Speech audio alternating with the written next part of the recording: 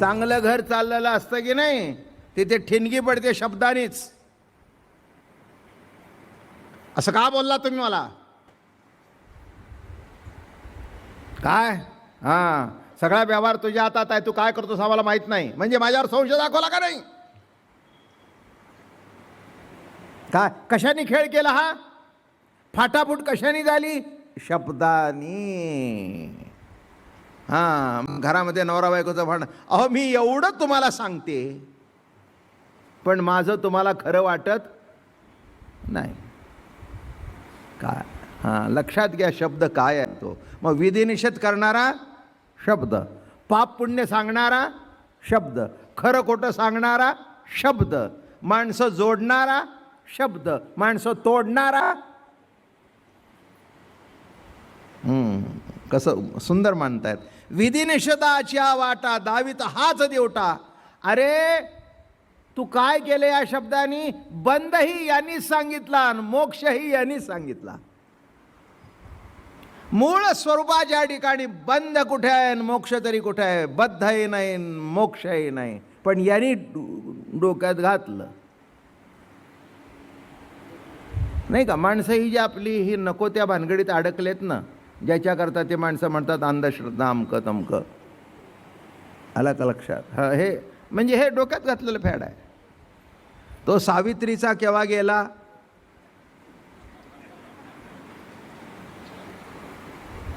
तो गेला, तिने पूजा करून खाली आणला. हिचा नवरा हिच्या सांगण्याने पलंगावर तो सुद्धा खाली येत नाही. मला माफ करा तुम्ही, मी माझं सांगत नाही, विधिनिषेध काय तो सांगतो. तुम्हाला करायचं जरूर करा. आलं का लक्षात? मग ते आषाढात ते असते येतेच बघा. हां, आणि मग ते बायका अगदी ताटं बिटं घेऊन जाऊन रात्री नवऱ्याशी भांडलेली असते, मग उगीचच जाऊन त्या वडाला सुचवते. असं काय गंमत आहे? त्या वडाला सुचवायचं. बरं, हे प्रत्येकीने निराळा वड पकडावा ना.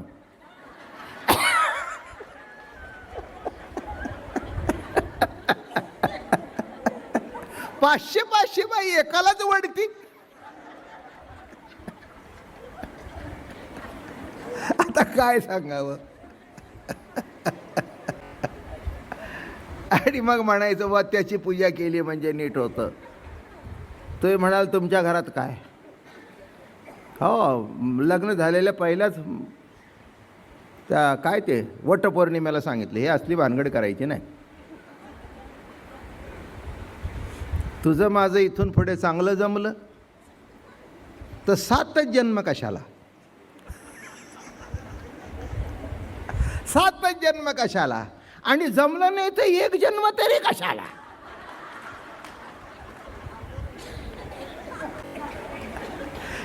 नित्य उठून या युद्धाचा प्रसंग. माझं बोलणं कळलं? नित्य उठून या युद्धाचा प्रसंग. उगीच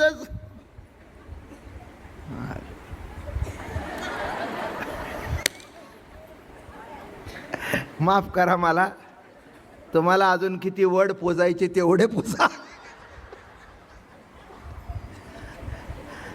काय?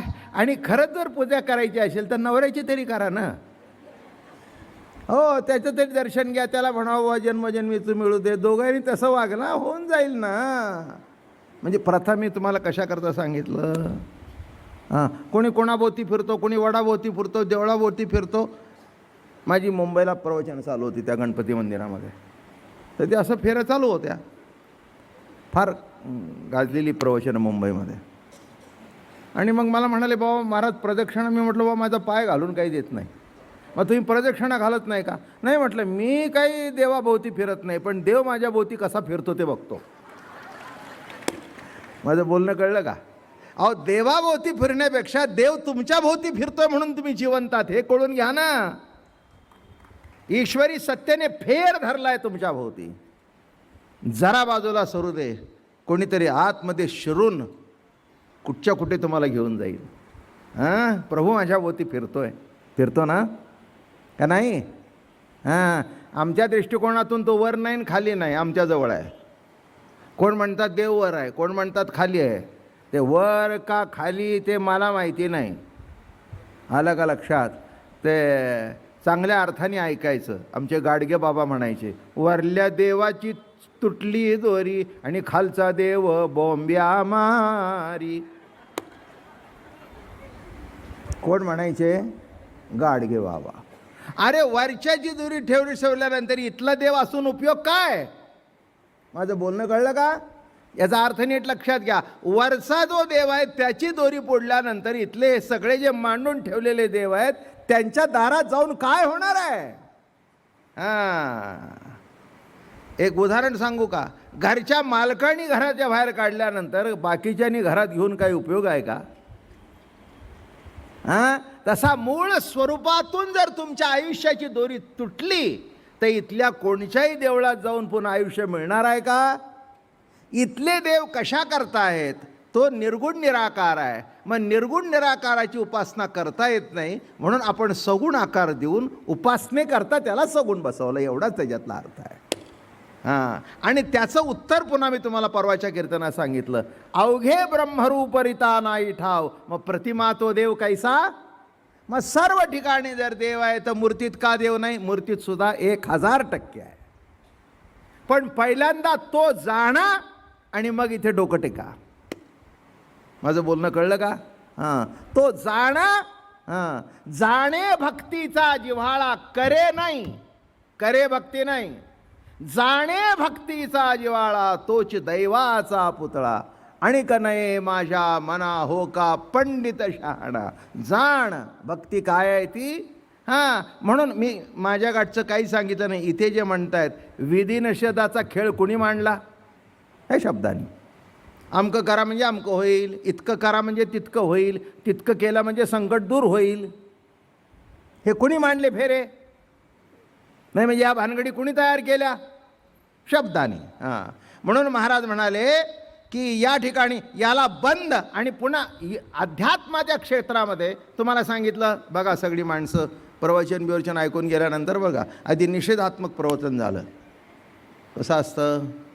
काय संसार, कोण कोणाच्या उपयोगी पडलेला आहे खरा. कोण कोणाला विचारतो, कोणाची पोरं, कोणाची बायको, कोणाचा नवरा. काय अहो सुटत नाही खरा. अहो नसते मग माणसं उठतात. खरंच आहे, ही सगळी माया आहे. कुठून सुटतोय, कसं याच्यातून बाहेर निघायचं, हे शब्दाचा खेळ आहे. माझं म्हणणं कळलं का? एक दृष्टांत मला आठवला, मजेशीर दृष्टांत आहे सांगण्यासारखा. नारद देवाची वारी करत होते. देवाची वारी नारद करत होते. तर मग एक